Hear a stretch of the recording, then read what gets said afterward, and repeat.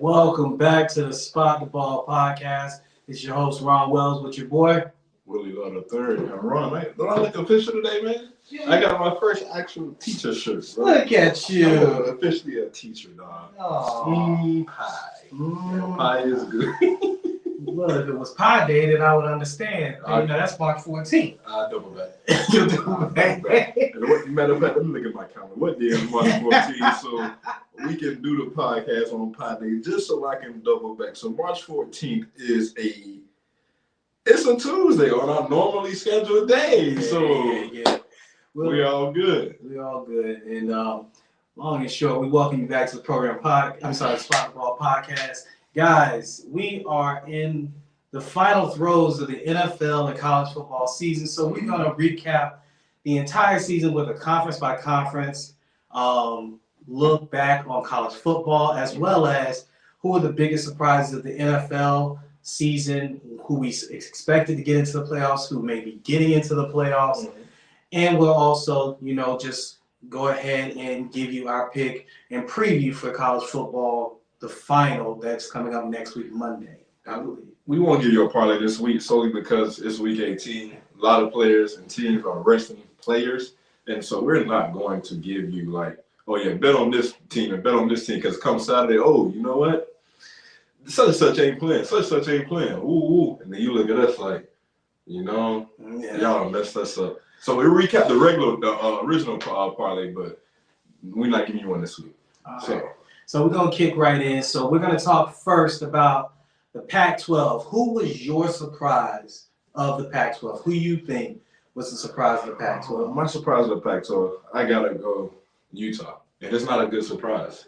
It's a bad surprise. Why? Because I expected so much more out of Utah. I didn't necessarily get what we said we thought they would be in the beginning of our tenure. Like when we first started, when we first got going, we seen that Utah not Oregon off twice last year. Ride momentum. Cristobal left out of Oregon. So maybe it's Utah's conference to take over. Well, they took it over. But here's my thing. Right? I don't know. It's perception. Mm-hmm. And I was going through this as we talk about these surprises and things like that. Mm-hmm.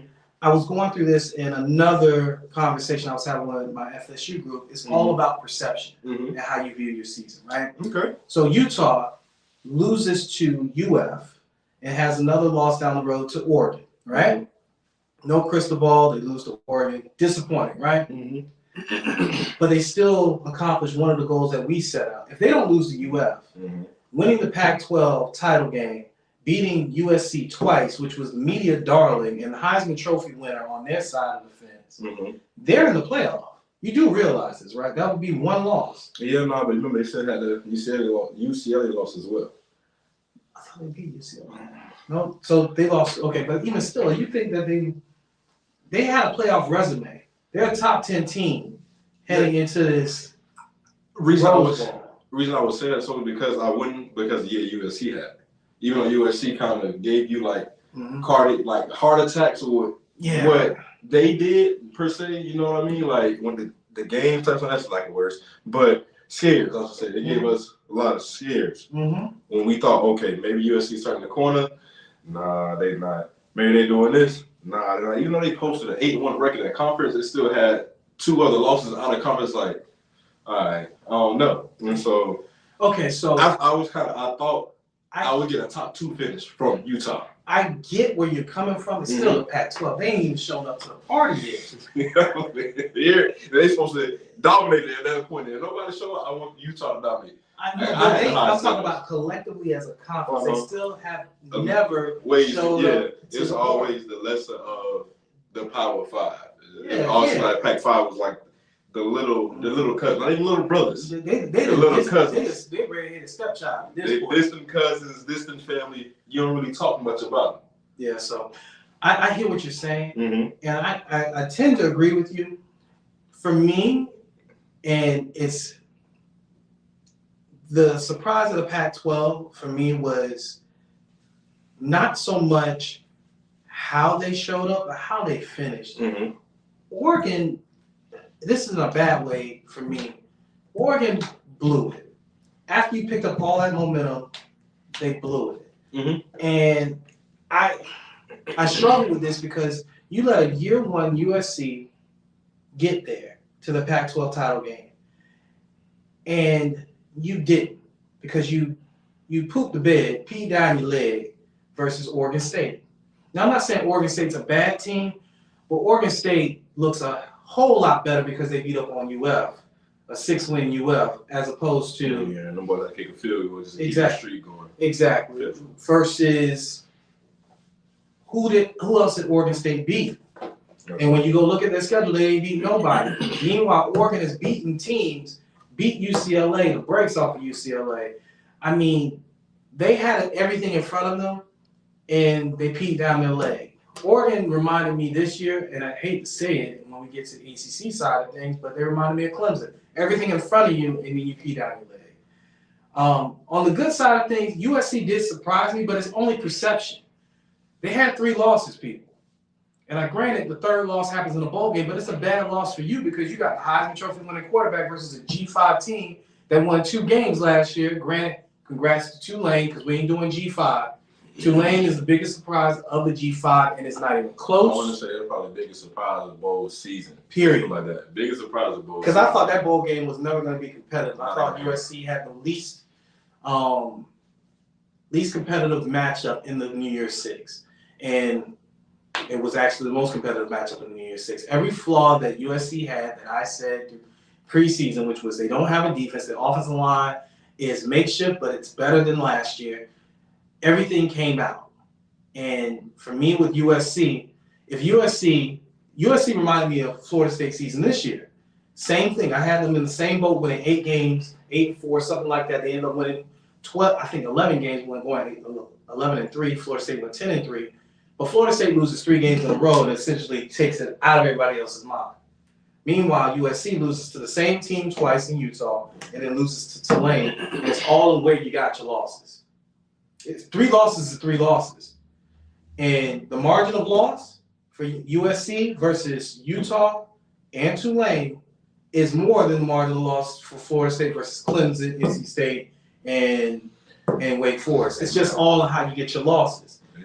But USC still finishes, it feels like on a low note, because the way those interviews happen at the end, you got Lincoln Riley basically giving reporters 3 questions. You got your Heisman Trophy winning quarterback not looking presidential, basically sitting like this his whole interview. And it's just, and he's coming back next year because he's a sophomore. Right. But that right there was a good and it was an uneven surprise for me when it came to USC. Oregon had it all in front of them. I bought into Utah predominantly the way you bought into Baylor for me, which was that's the transition. We go into the Big 12. So Baylor for me was the bad surprise of the Big 12 because I felt like they had everything in front of them, brand new quarterback, and they lost a lot throughout this season. Baylor not only lost on the field with 4 losses by a total of like 30 points, they also lost on the trail too. They lost their best quarterback, their quarterback in the class. He decommitted from them and went to Oregon. So it's like they lost all the way around. Now the good surprise, of course, is who's in the final, and that's TCU. We both had TCU around 8 wins with Sonny Dykes, and if you say the transfer portal don't work, it worked. Or it's not sustainable, it's sustainable. Because sustained, bro. TCU, best surprise of college football all season long, along with Tulane, but even more so for me because first-year head coach Sonny Dykes, they lost a top 2 running back from their class last year. He transferred to Ole Miss and missed out on this type of ride, and now he's going into the NFL draft. And yeah, they did it with, 7 transfers on offense, 4 transfers on, 7 transfers on defense, 4 transfers on offense. Yep, a backup quarterback because he didn't start the season. Max Duggan is highly talented. Don't get it twisted, 5-star quarterback.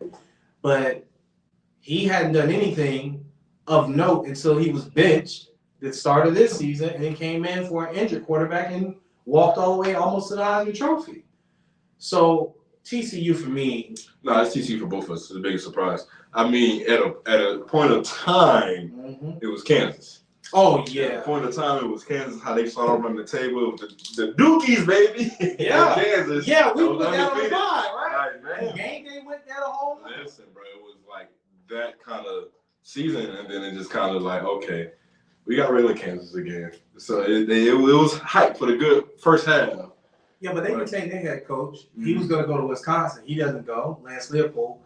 That was a great surprise, even still with Kansas. Big 12 was kind of full of surprises because we really thought Brent Venables' first year would go a whole lot smoother.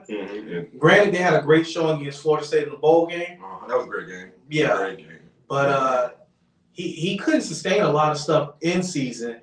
But there, like I said, the reason why I picked Baylor over Oklahoma for my bad surprise is because Oklahoma's killing it on the trail, like they usually do. Like they ain't missed a beat. Yeah.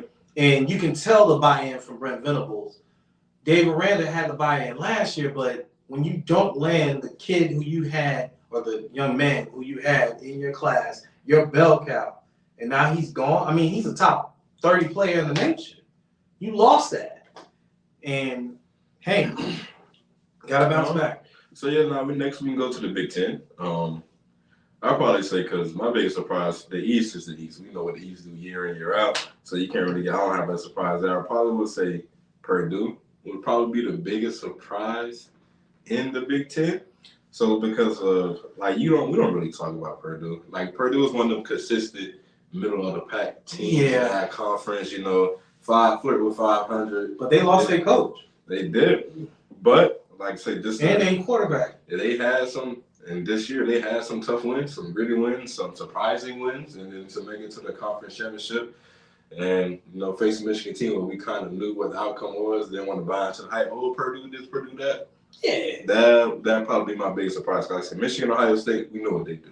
Oh, no doubt. That's Penn State, we know what they do. I'm so glad, though, this conference, like the ACC, is getting rid of the alignment, the divisions, because we know what it should be. It should be Michigan, Ohio State, Penn State.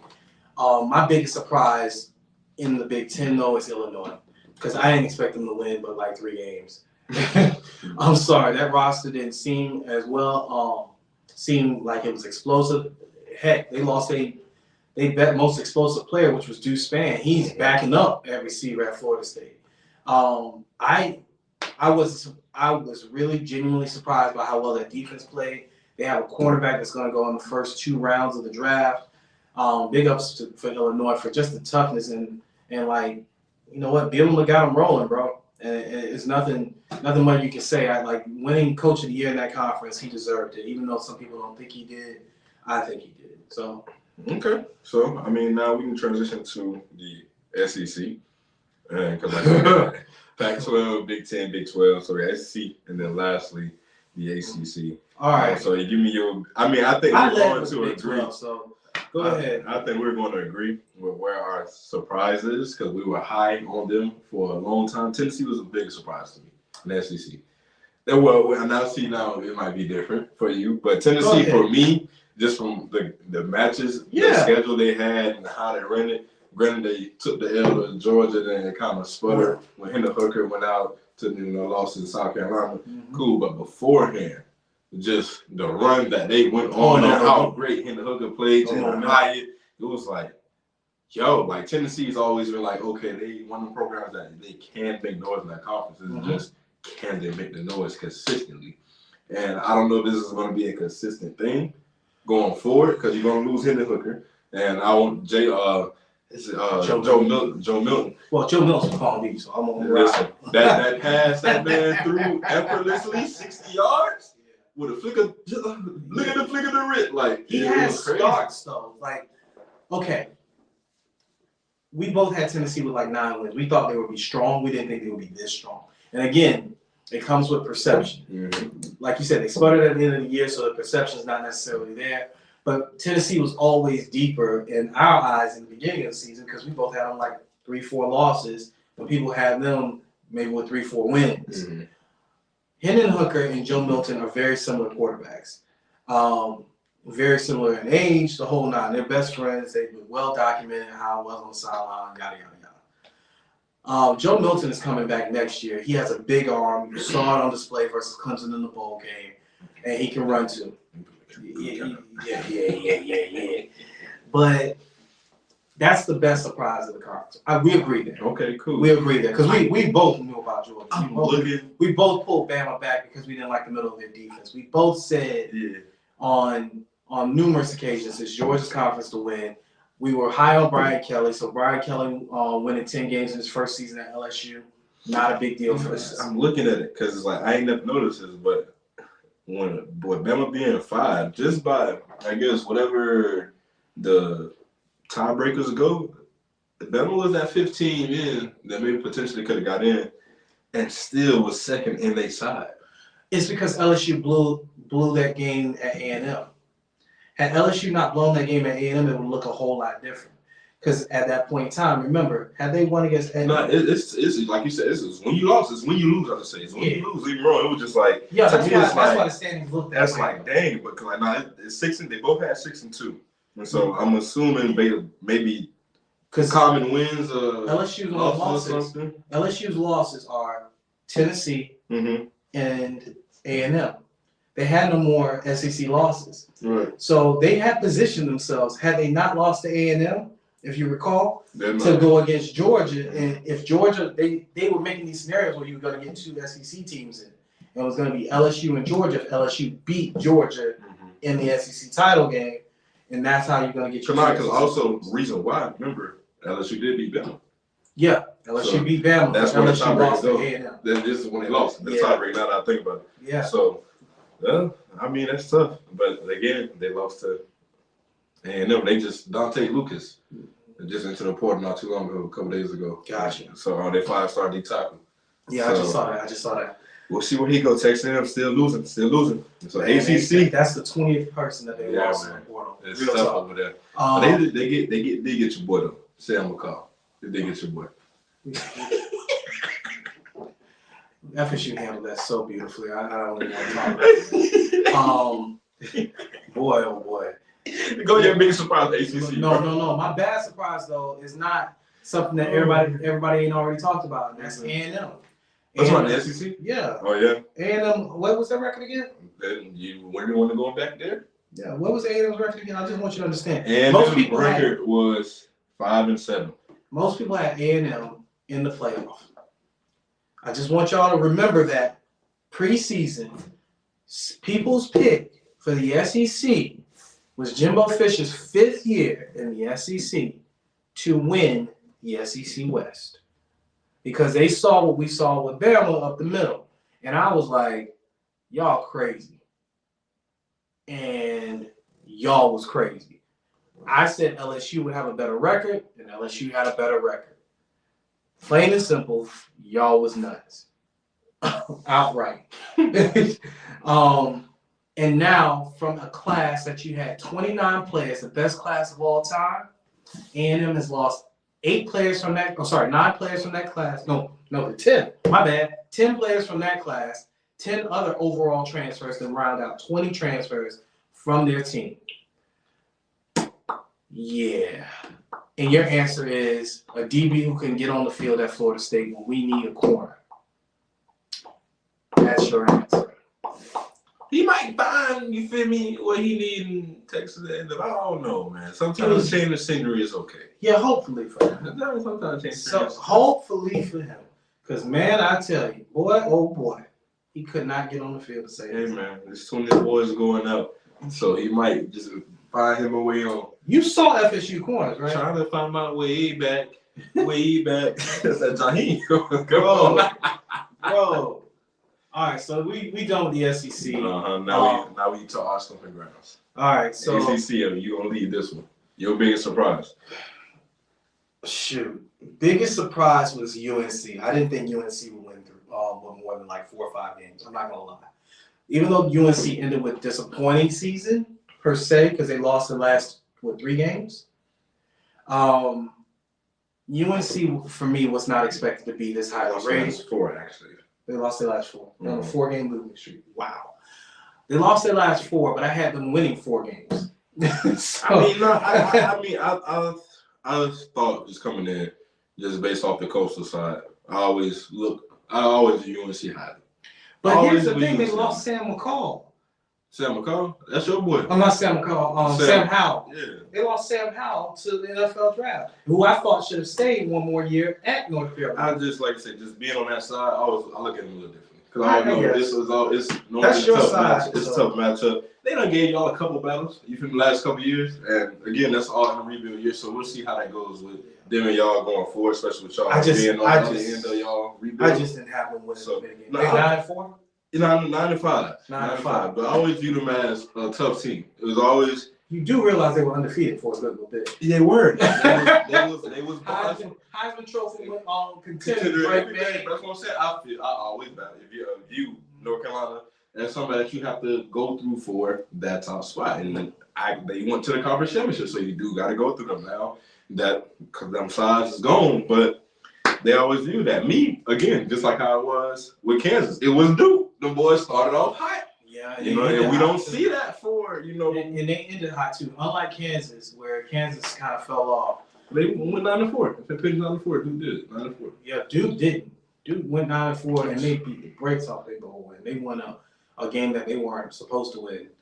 And they got the coach of the year for a reason. Like all around coach of the year. Mike Elko, congratulations on that. Yeah, man. First year.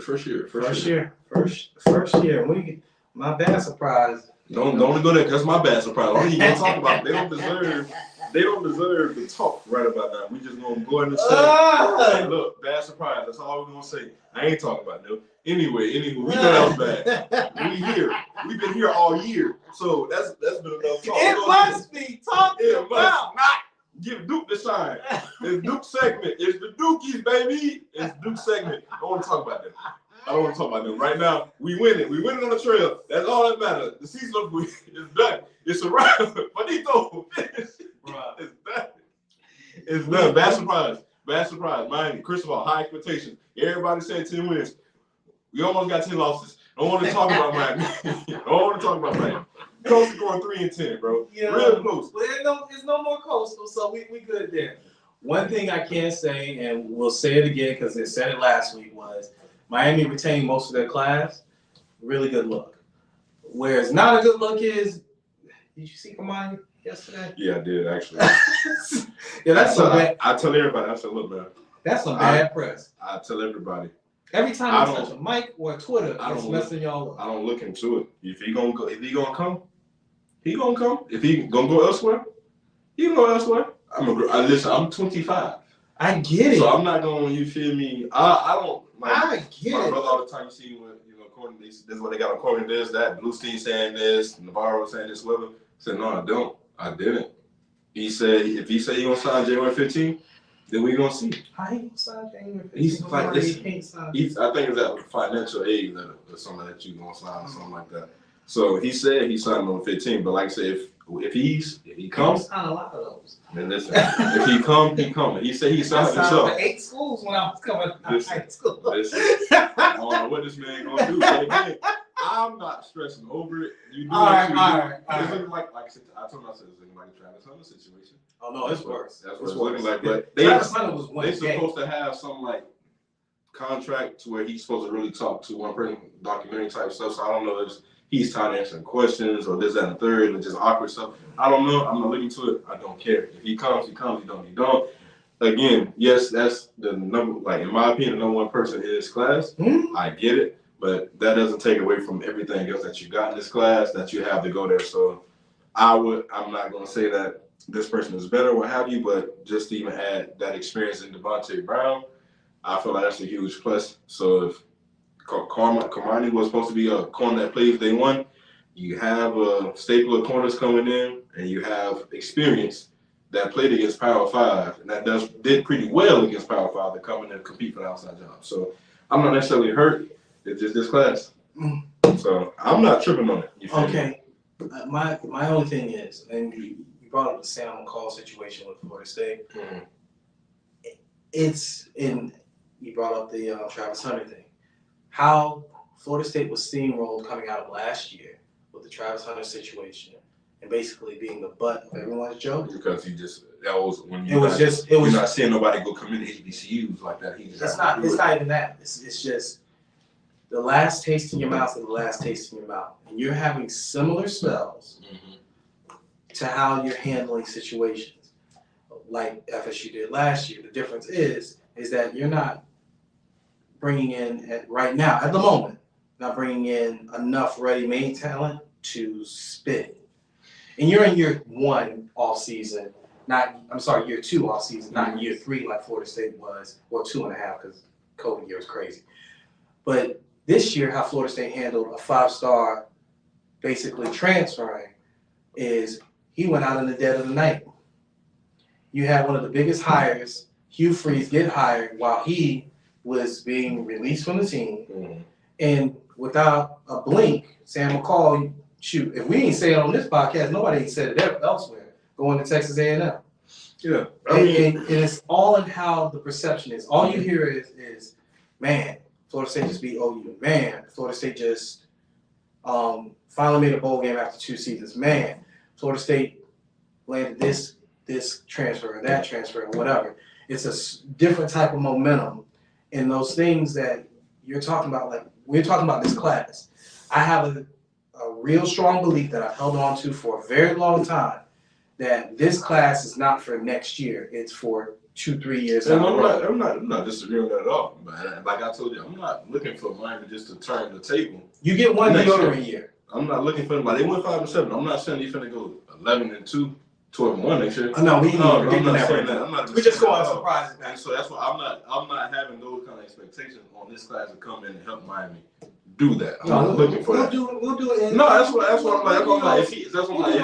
If he comes, film study. That's what I'm saying. If he comes, he comes. You feel me? Because I don't even think he's that impactful. Yeah, but even still, quarters aren't that impactful. Him coming this year is not gonna make Miami that championship team. No, God no. So it's not even about that. So that's why to me, it's the perception of what the cycle. That means something. It's some kids though that you have that kind of. No, it's a social media age. That's what I'm saying. You have that. You feel me? So it's like, I feel like Miami as a program is handling it with class. You don't see them saying too much. It's just, all right, he's doing that. It is what it is. Chris Ball, DVD. Y'all just keep doing work. And if he chooses y'all, another thing is too. He on our hot list. Who that? DVD is on the hot list for Florida State's DB coach. Listen. You think DVD finna? Oh, well, crazy things happen, but I don't think DVD would. Hey, look. What I was getting at is that one, like when Travis Hunter decommitted, I didn't think on the field it was a big deal. I really didn't. He's a freshman at corner, one of the hardest positions to transition from. Corner, defensive tackle, very, very, very hard to transition in college. Just really, really hard on the defensive side of the ball. Really hard to make an impact as a freshman. You saw him be burnt toast once he faced the MEAC. So it's not really about the impact on the field. It's a perception off the field. Travis Hunter and now Kamani McClain, as a close second, as far as social media is concerned, those people who are making decisions for 24, 25, and 26, those young men, they are on that. Mm-hmm. They are seeing this, and this is affecting their decision making. Got a good friend of mine, his son just committed to Michigan just to stay away from all that mess. And again, their DB coach is on Florida State's hot board. Florida State's DB coach got hired by Arkansas. Good luck to Charles Woodson. His contract was running out anyway, but anywho, good luck to Charles Woodson. It's not Charles Woodson. Marcus Woodson. Good luck to him on future endeavors. He got co-defensive coordinator title as well at Arkansas. They needed him. He was, decent while he was here. Of course, he had Travis Hunter debacle where he lost him as a recruit, but he also brought in A.Z. Thomas, who was one of our good freshmen this year. He also brought in Sam McCall, who left as well. But at the end of the day, good man all the way around. Good luck to him. Like I said, McClain is, I would say, is the only one in this class still on paper. No. I was surprised they signed everything else. That's what I'm saying. He's the only one that's like social media wise that is this going on, that this happened. Nobody else in this class have But nobody, nothing like that. No. So that's what I'm but nobody in this class has his clout on social media. Yeah, because I mean, when you're like the number 2 player in the nation, I mean, that clout is different. It is definitely different. Even still, McGowan, you feel me? He's an offensive tackler, so he's not gonna have, I guess, that folklore. Next closest one to it is the flashy guys are receivers. It could be your corners, or it can be your quarterback. And I would say the only close one to it is Hunter. Pancake Hunter, only because but he's an old line. That's what I'm saying. But it's a catchy name. It's only he's close to that, just because of every visit. Man's got pancakes and syrup. You feel me? So I get that's the biggest thing. But nobody, like we said, I'm with you. Nobody has that kind of like cachet attention right now that he did. And I don't know if anybody on the other class look for that. It feel like this class more so business approach. We coming in to make this program better. Put it like this. Travis Hunter's appeal so far on social media is so great that his Twitter beef with a Florida State commit went viral on ESPN. Hakeem then made merch off of it. He said, "I'm solid." He got solid merch now, and it's sold out.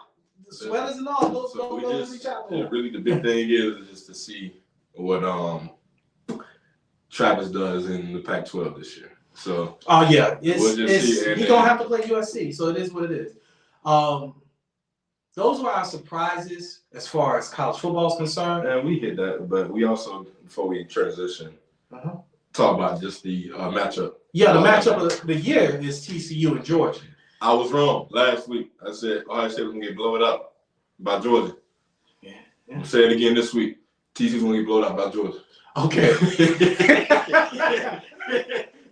Yo, I don't know if I can do that because we said Michigan and TCU would be close when nobody else said it. And remember I told you, I said I don't think, and we agreed that TCU is the least respected team out of the four. Because the 4 team and we literally just said that last week. Like, they the least respected team, and they came out and got the dub. We really just said that.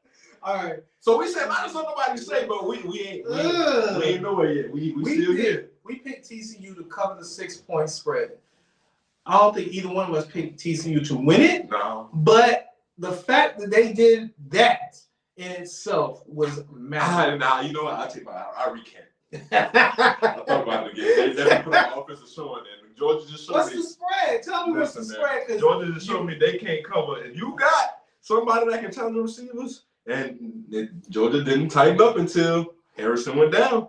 We gonna call it what it is. Yeah, Harrison went down. It was a different ball game. But you had to knock him down. And it was clean. It was clean. No, it was clean. It was clean. It was a great anticipatory hit. And what makes it so interesting is he had an opportunity to get the interception if he would just know what a bleeding ball was. I think he's gonna make it hit. But no, that trajectory of that ball was crazy. It was crazy. Nobody expected that ball to be even close to being caught. Hey, listen, I recall an argument you had with somebody that said C.J. Stroud was a statue. Oh boy, showed us something different the other night. Yes, yes. I recall the conversation vividly. That statue. Look, he helped. Okay, C.J. Stroud has always been my second quarterback in this upcoming draft. He validated that with everyone else around the nation with this stupid Will Levis crap that was out there. Like, Will Levis lost it for me when he couldn't do anything against U.S. bad defense. Granted, Kentucky won the game, but he struggled mightily versus UF. That changed my perspective on just the same week that changed our perspective on Anthony Richardson was the same week that changed my thing on Will Levis. Anthony Richardson had us on the limbo all year. No, not all year, for a week. He owed us. We thought we owed him an apology, and the following week we took that thing back so quick. We definitely apologized on air, bro. And we recanted though. We came back strong when we recanted. But man, please look. Will Levis for me is your typical, hey, I'm a backup big quarterback. He is not what people just said he was a week ago. CJ Stroud, if he can continue to build on that, is definitely going to be a really good start in the league. Like, yeah, man, I'm talking about this man threw everything on money. Not too much was a miss. when the pressure came in, making them defensive linemen misses. It's like you have not seen a quarterback do this as far as making a linebackers look silly like this in chase and scramble mode. And he's scrambling and finding people on the dime, dropping dimes. I'm like, CJ was amazing. Their receivers, big shout out to I said receivers by challenging that secondary. We haven't seen nobody. We already talked about. We haven't seen nobody challenge them like that. But nobody else has that. So nobody else has Brian respect to them, and I apologize, Hardline. I said what it was going to be. And I said Georgia's that dominant blowout, and it was a field goal away. That was a great way to bring in the new year. Oh my God! Like as soon as the kick missed, it struck 12 o'clock. Great way to bring in the new year. Sorry for it to be, to you Ohio State fans, but man. Oh no, it was a great game all the way around. I appreciate it. It was y'all. amazing. I really do. It was a great semifinal. Yeah, for her. Both of them. Michigan TCU was a great semifinal. Michigan came back and made the game. Wasn't it like 44 points in one quarter, some crap like that? It was. 7 minutes. We've seen a lot of points, and we haven't seen as many points in semifinals. So yeah, I mean, the spread is 12.5. All right, I think it went down from 13, but it was 12.5. Okay, it was 13, but it's 12.5 now. I think TCU covers the spread. I do not think they win this game, and for this reason and this reason alone. Georgia had their scare. We know how Georgia gets. And we kind of know how Georgia gets. And then the second thing is, too, what I've seen in this bowl season, defenses that have been really good defenses all year long have struggled off of this break. It hasn't been these defensive coaches have had an opportunity to figure out these offenses. It's been these offensive coaches who've had a chance to figure out these complicated defenses. Like Florida State putting up 30-something points on Brent Venables. Brent Venables putting up 30-something points on Florida State, who had only given up 30-something points twice this year. Right. And then you're talking about Michigan, top 5 run defense. Michigan couldn't stop TCU from running the ball. They couldn't stop TCU's short passing game. They couldn't stop TCU hitting big plays. I was on Twitter being very sarcastic to, bigger podcast personalities because they were like, oh, fire this coach because he doesn't have a good defense. But then Michigan, who you thought had a good defense, couldn't stop a nosebleed versus TCU. And Georgia couldn't stop a nosebleed versus Ohio State, who got shut out in the second half for all intents and purposes to Michigan shut out Ohio State. So it's like, even J.J. McCarthy, even though you felt like you played a bad game, that clown threw for 300 yards. They gotta be a clown. Because they shouldn't have lost that game, man. His pick sixes are what lost that game. You got a point, man. Michigan gave up 37 points on the defense. They gave up the rest of the points on his pick sixes. Like, that's what it boiled down to. Listen, this man has no sympathy for these boys this week. Our sympathy's going to one thing, and this boy is like, nobody else knows sympathy. That is crazy. Yeah, so, college football, I think we agree on the Georgia thing. Do you think Georgia wins by more than 2 touchdowns? I don't know, man. That's 2 TDs. I kind of recant, man. Because I don't think 2 TDs is a blowout. A blowout would be 3. That's 3 is a pass to stick. 3. Well, we here. We here. 3 is the blowout. But that's what I'm saying, like, bro, because, man, like, I don't want to count them out because, again, Tulane happened. Tulane happened. So am I going to count TCU after I see them put up a 50 burger? Yeah. And after Georgia almost put up a 50 burger, had a 40 burger drop on them. That's what I'm saying. Like, I would love to see, again, Georgia's the second team of mine. So you pops from Georgia. You feel me? So I root for Georgia secondly. And I get it, but I see their DB struggle. So but they only got, they got 2 really good receivers, but the top one is receiver. But see, what I think it is too is just scheme, play calling. I think it schematically had a part as well as skill. But you got to look at Ryan's little brother now coming against Georgia. Listen, I give Hartline credit, but I think scheme is part of it too. How you stress them boys. Ryan Day was going for it. So that's what I'm saying. So I want to say if Sunday Night's coming in with a great scheme, he might have a chance. He might have a chance to not get blown out. So I'm with you. If we wrong, we wrong. And I'll just say I was right. Teachers say you stick with your first mind. I am now that. I should have told stay with my first mind, but I'm changing my answer, and I'm going with TCU covering the spread. All right, Georgia for the win. TCU cover the spread. Exactly. All right, so Georgia back-to-back champs. Stetson Bennett gonna be crying. Did we not call that at the beginning of the season? Well, we're not going from that. Georgia, do not mess us up now. We've been saying this all year. It is your title to lose. Let's win it. Come on, go Dogs.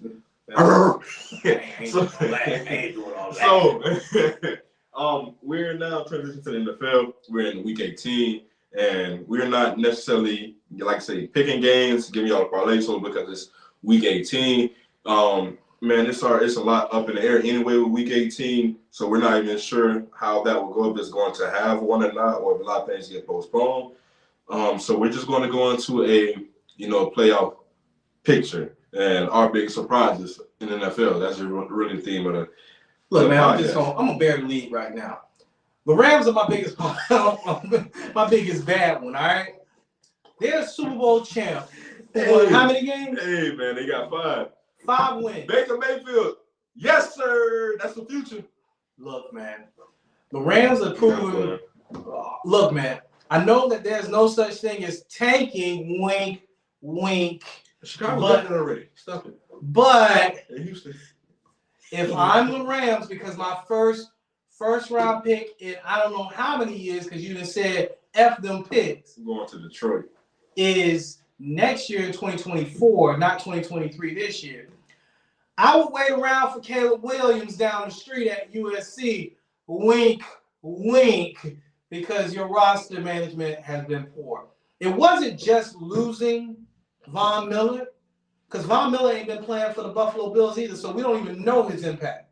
He's been out since what, week 4, week 5? We know he had impact against y'all, though. Yeah. Oh, wait. So again, you don't.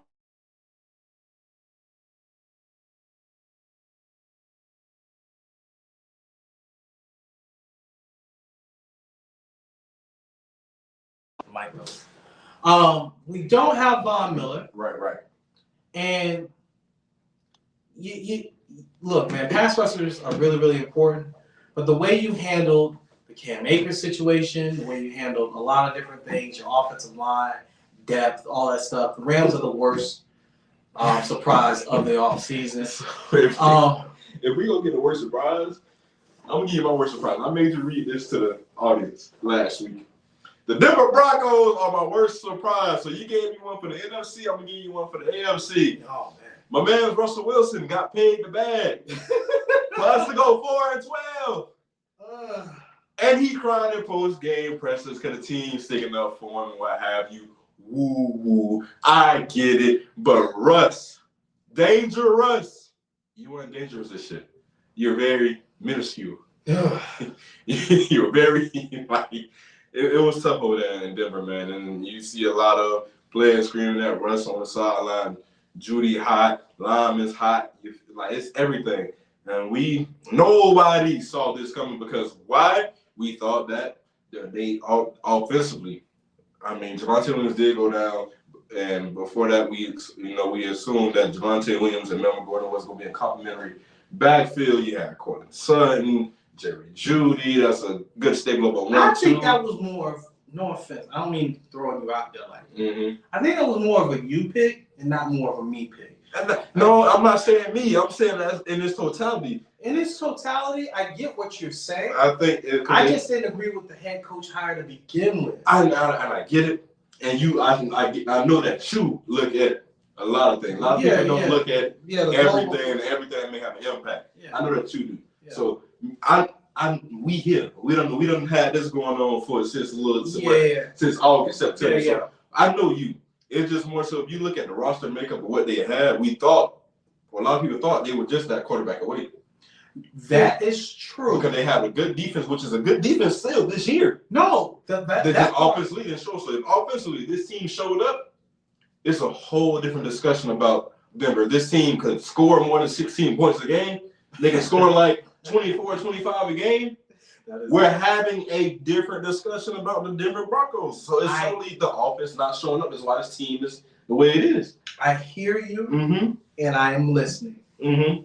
My thing is, and it's one of those staples that I kind of hold on to, is that the NFL in competition is so close and razor thin that the coaching matters more there than it does in college. In college, talent is spread out over 114 teams, and the pros is spread out over 32.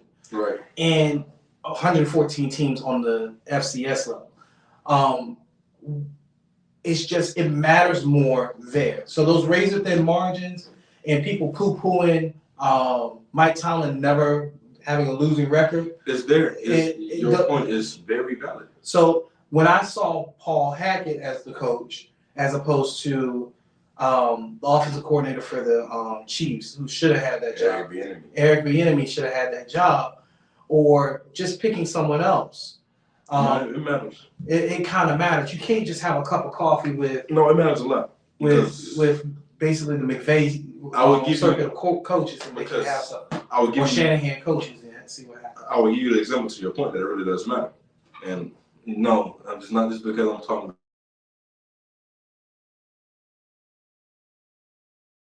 You're a popular man. It's the truth. I am definitely. So to that point, it's a Tampa Bay Buccaneers situation, right? You have BA, and offense is potent. Offensive minded coach, you got him and Leftwich together. The offense is good. Last year, yeah, they exited to the LA Rams. I get it. No excuse on injuries because you lost to the same team with everybody there at the beginning of the year. So it just happened to be it was a bad play call, or the call didn't get through to everybody, and Cooper Kupp right in the middle, game with the field goal. It happens. But you see that offensive-minded head coach coupled with an offensive coordinator, and you see the records the previous 2 years. Come back in with Todd Bowles, a different coaching style, a defensive-minded coach. Now Tampa Bay is 8-8. Don't look like week to week is like if they're going to win, they're going to lose. Last week, I ain't think they were going to win. It didn't look that way. I came in the fourth quarter 21-10. Oh, we're not going to the playoffs because are we not even going to beat the Falcons at this point? And Carolina's going to win. They're in the playoffs.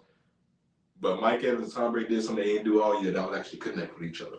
And if it happens, it happens. But I'm not even trying to talk about that. Hey, no, that connection got me third place in my fantasy football league. And so when that's something the league has to watch out, because it opens up everything else for everybody else, and that was something that was missing. But that's the bad surprises within for me is the Broncos for me, and then the Rams for you. Yeah. Good surprise for me. I think I flip-flop and come to the NFC with Detroit Lions being my biggest surprise. Yeah, that's a good surprise. And they still in it. They're very much still in it. It's a chance. It's a chance. It may not be. Some things have to happen. But I feel like just Detroit Lions they gave up, and they traded Matt Stafford and got Jared Goff, and it didn't seem like they really replaced a lot. They put some key pieces in here and there, but I just think they played for Dan Campbell, man.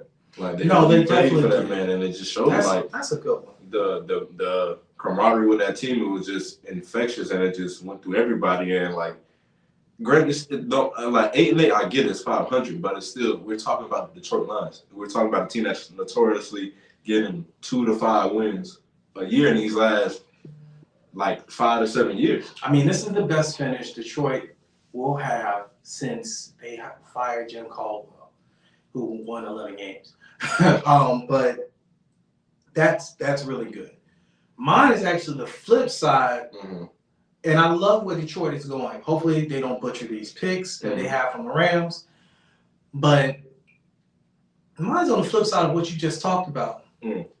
Seattle Seahawks. A good surprise. Good surprise. Losing Russ is still in the playoff race. They win, and the Vikings win. They get in because they'll knock out the Green Bay Packers. They will be in the playoffs, and Russ is sitting at home. And then they have 2 top 15 picks. Yeah, that right there, they can go and trade up and get. They have the number 3 pick because of the Broncos situation right now. I think they're locked in at number 3 now, if I'm not mistaken. So they got the number 3 overall pick, so they can go and get the quarterback that they want if Stroud falls that far, or they can get other pieces and just build out this team because Pete Carroll likes speed and power and maybe another tackle. I would heavy build a team with like Gino did good with what you have, and For years. Will Anderson at the third pick. That's like what they got really good stuff to go. Years that y'all got so much other stuff in Seattle and never been offensive line for us.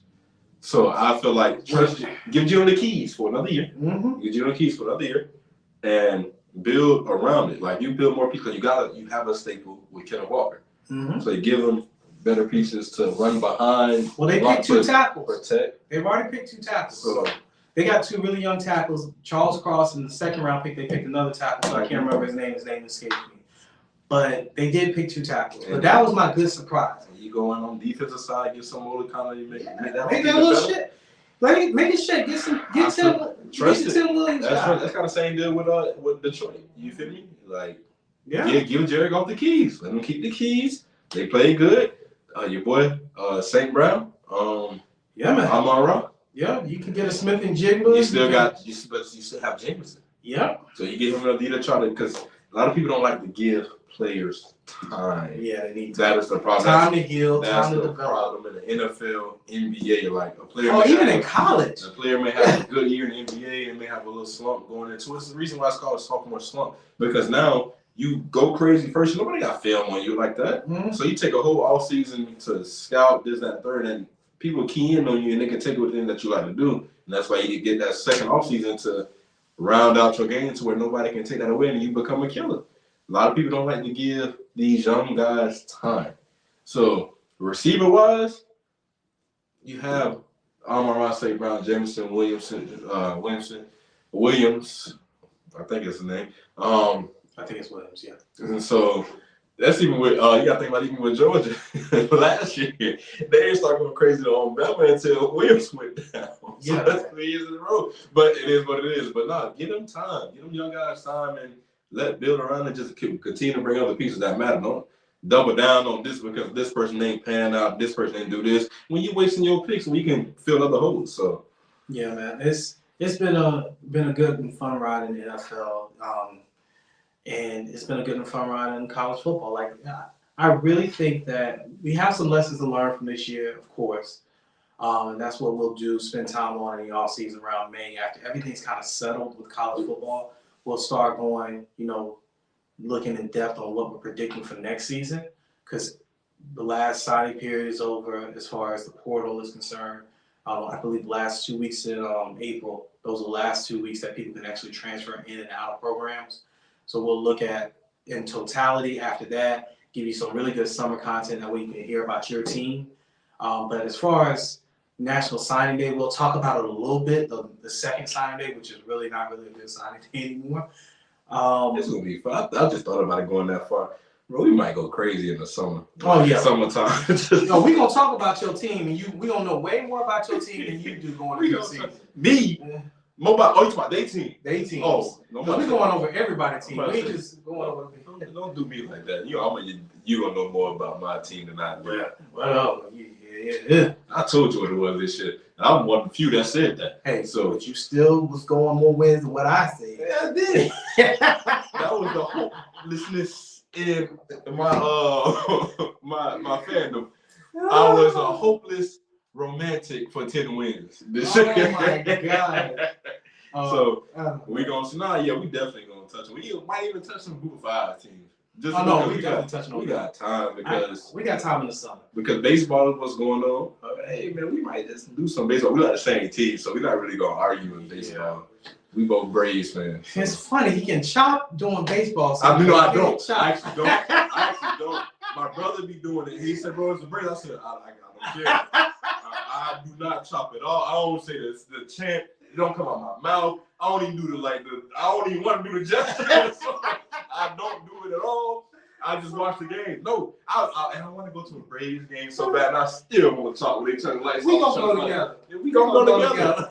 Listen, to my life, have I ever did the tomahawk chop, and I never will. I don't care. It's not happening. I'm not doing it. Man, if we play y'all early enough in the season, that's gonna be a bet.